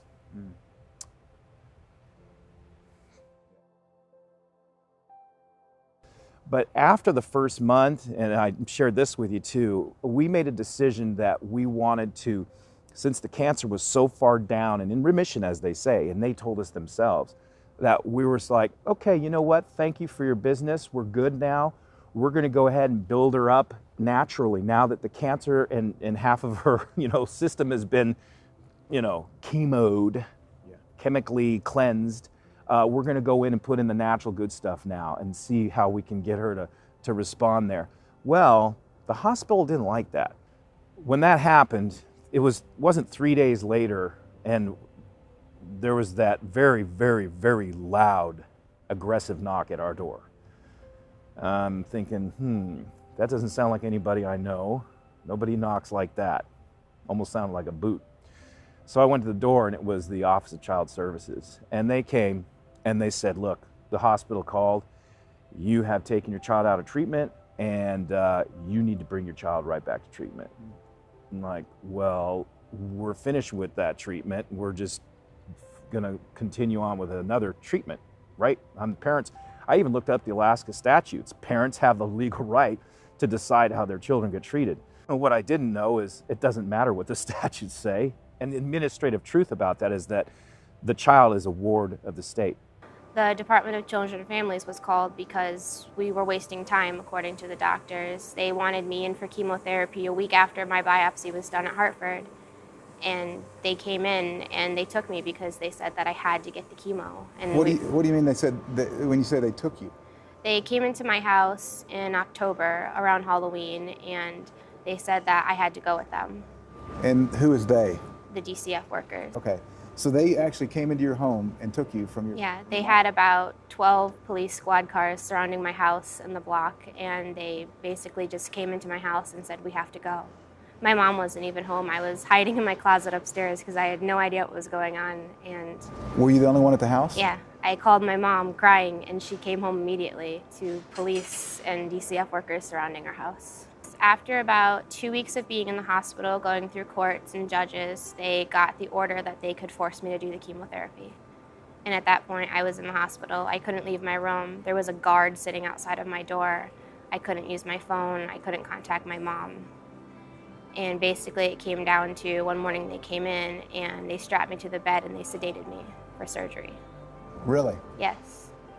Because you have to have a port to have chemotherapy, which is why I have a scar. And you didn't want a port? No, because I didn't want the chemo. They came in to insert an IV and I said no. So they had to have the officers and the security guards and the staff come in, and they brought in a bed that had straps and they had to tie me down by my wrists and my ankles. And a woman came in and they put a needle in my neck to knock me out. And the next thing I knew, I woke up and I was in the recovery room. Well, I would like to know, how is that any different from Nazi Germany, when people were put into concentration camps and experimented on, or forced to do certain things? I don't know what the difference is, because we live in the United States, the land of the free, the home of the brave, so that makes it different. I mean, it's amazing to me that the entire population of the United States doesn't know about this. And the reason they don't know about it is because it's shushed up by the media. Nobody wants to talk about it. But this is no different than what was done in Germany, or the when people are basically raped and pillaged. To me, that's the same thing. This is unacceptable. This is incompatible with a free society. And frankly, the doctors that engage in that kind of activity, and the hospital staff that strap people down and force chemotherapy into these children, they should be arrested. They should go to jail, just like this other oncology doctor who's serving 50 or 45 years in prison now. When a people allow a government to dictate the foods they put in their mouth and the medicines to take into their bodies, their souls will soon be in the same sorry state as those who are ruled by tyranny. And as much as I would like to take credit for that phrase, that was uttered by Thomas Jefferson over 250 years ago. We talked about concentration camps. They are surrounded by a fence. If someone tries to escape the fences of the modern concentration camp, the ones that confine the cancer patient within the perimeter of conventional thinking, of chemotherapy thinking, they are being haunted. How many court cases have been filed around the world for withdrawing custody of parents who went into natural health, as opposed to staying within the confines, within the fences of conventional chemotherapy treatments? It's nothing else. The dimension of a child dying in a concentration camp or dying from leukemia that is being intoxicated by chemotherapy, as opposed to choosing natural paths, are the same. The parents are losing a child. The family is losing their future. And that's the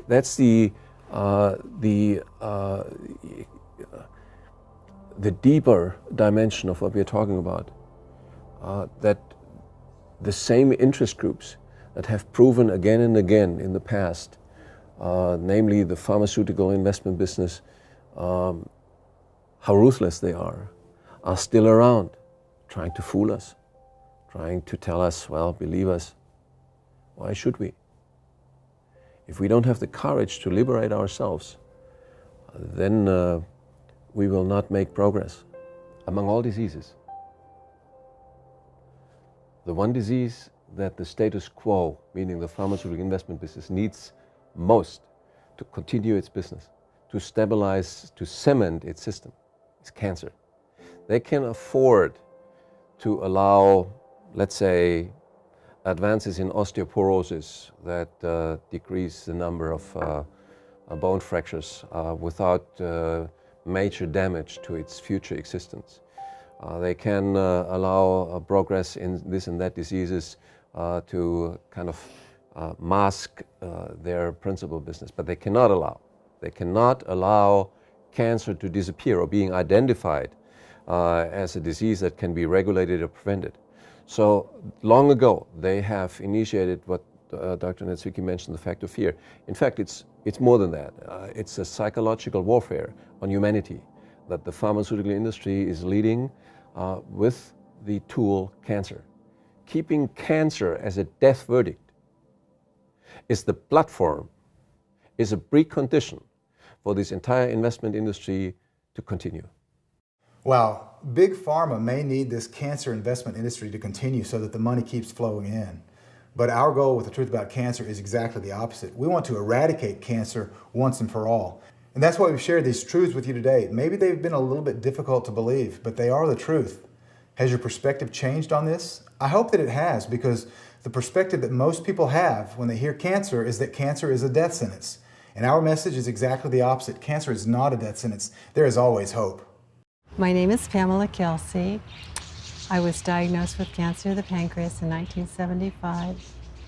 I was told that I had 1.5 years to live at the most if I did chemotherapy, possibly chemotherapy, radiology, the different treatments that conventional medicine has. I chose not to do that after finding out about the clinic in Mexico, and chose to go on their regimen. Thought my life was over, but it was too soon to be over. I was only 34 years old, and my husband and I had started a business called Leading Estates of the World. We traveled the world. We saw the most beautiful properties all over the world, and enjoyed the business very much. I wrote and designed for the magazine, and we were in a very happy relationship, and I just wanted a solution. I was always proactive to trying to, if there's a problem, I'm going to fix it.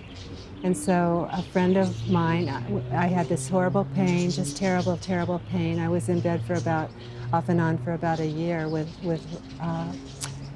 low blood sugar, abdominal pain, and then it got worse and worse to the point where I felt like I had a knife through the middle of my chest and out my back.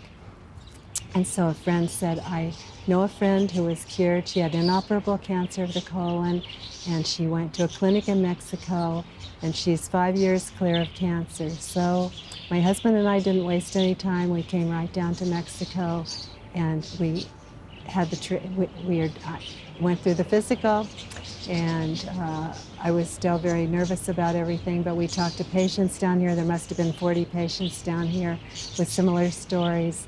So I began to gain hope and confidence that this was something that would really work. And so I took the medicine home, the tonic and the supplements. I was very diligent, religiously so, about sticking to the diet, doing everything the doctors told me. And within a year, well, they had told me that within 3 months I would start to feel better. And so it was almost 3 months to the day that I was able to start not having so much pain. My migraine headaches were not so frequent, not so intense.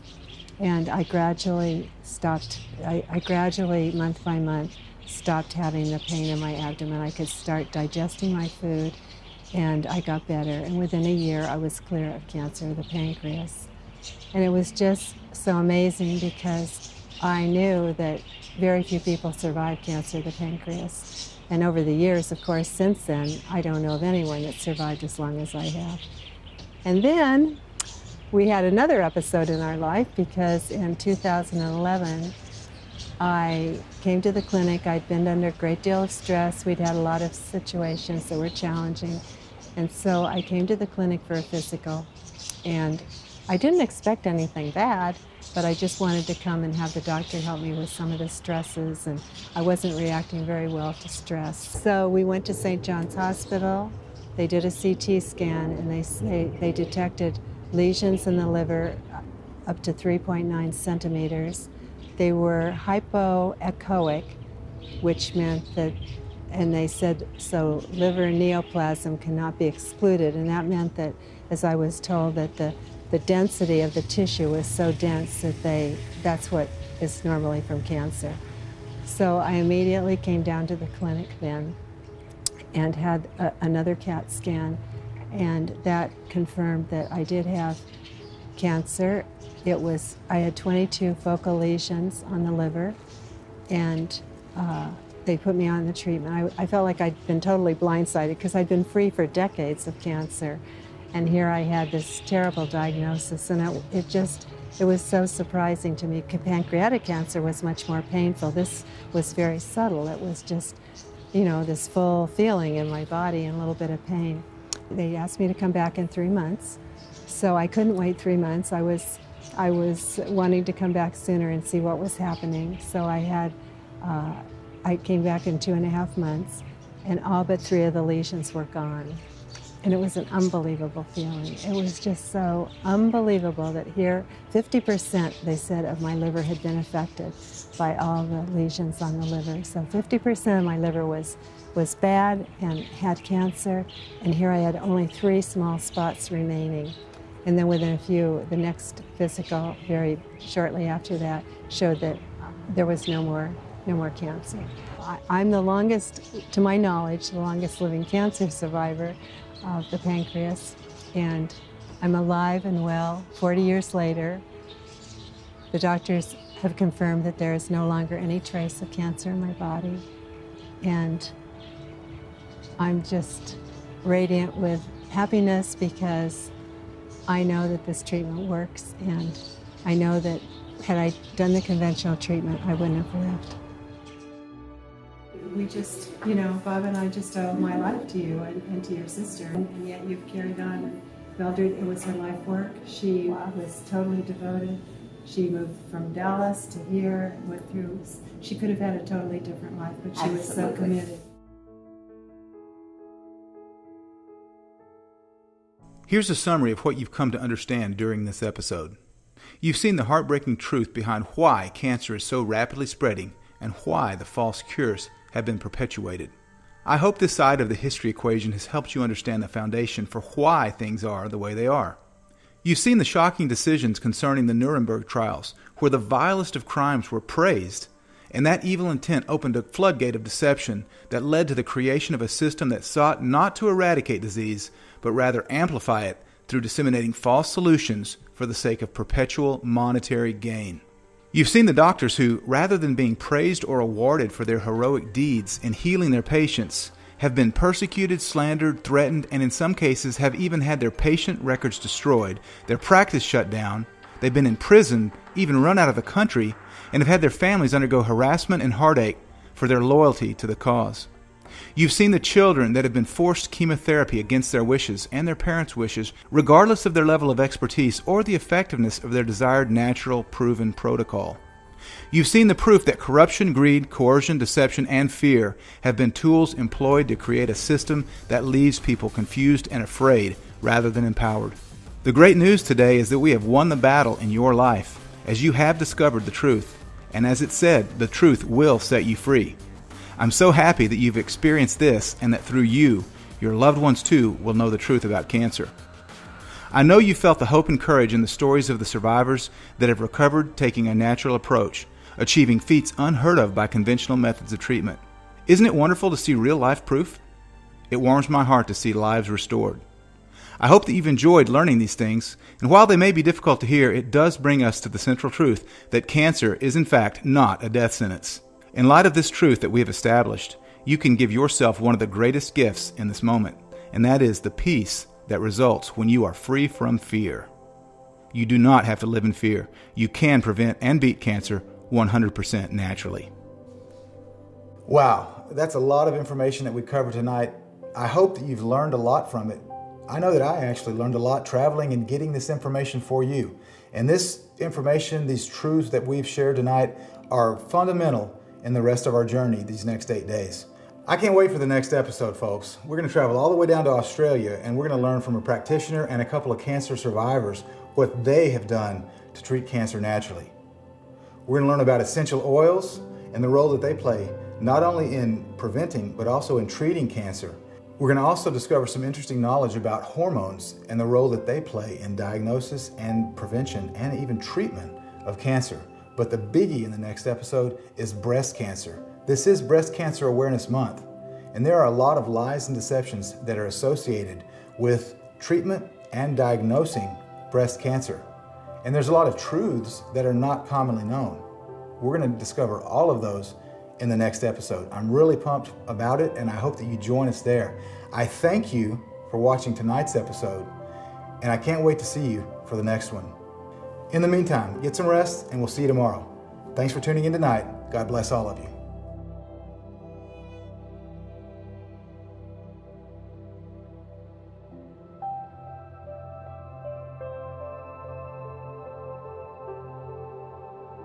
it is extremely important to state the truth, to fight for the truth, and this is why we appreciate you coming to us and interviewing us at length on this process, because it is a courageous thing that you are doing, Ty, and not just with us, but with opening up this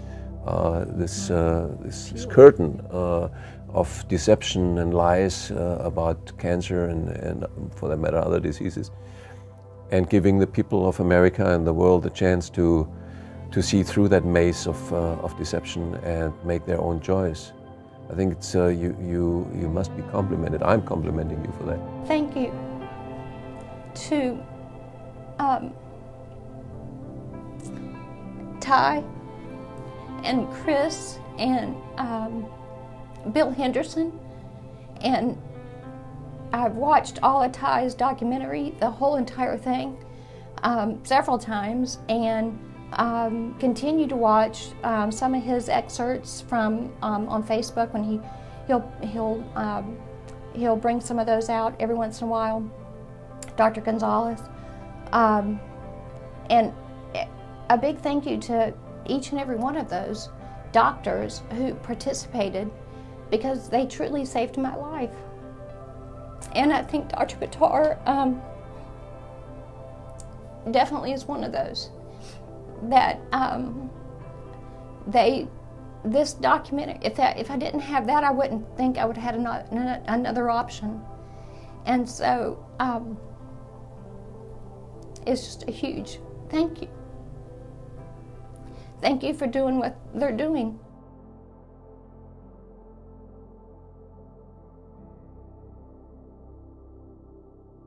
Hey, I'm most grateful not only for participating in this global quest, but that you all have been able to watch a great man, a tremendous healer who has passed from this plane much too soon. Dr. Nicholas Gonzalez, a good friend, a dear friend of mine, and his legacy of healing, of empowering you to heal, of bringing that power to heal back where it belongs with you will continue long after.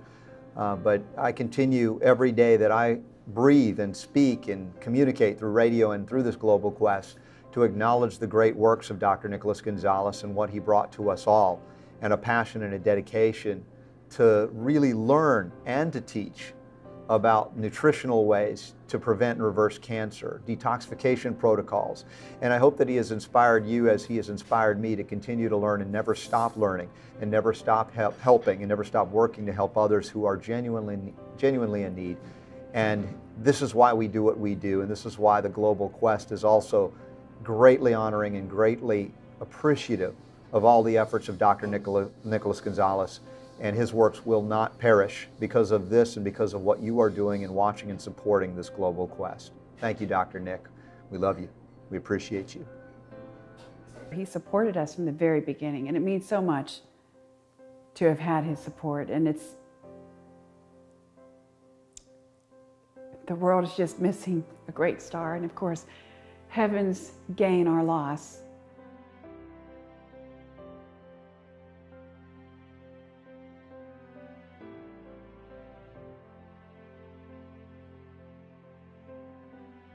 What did you think of this first show in the series?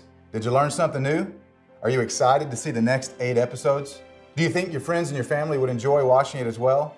Then help us spread the word by sharing this page on Facebook and on Twitter and on all the other social media sites by clicking the links below. Your support will make a huge difference in the number of people that we reach and ultimately in the number of lives that we save. Thanks for watching, and we'll see you tomorrow.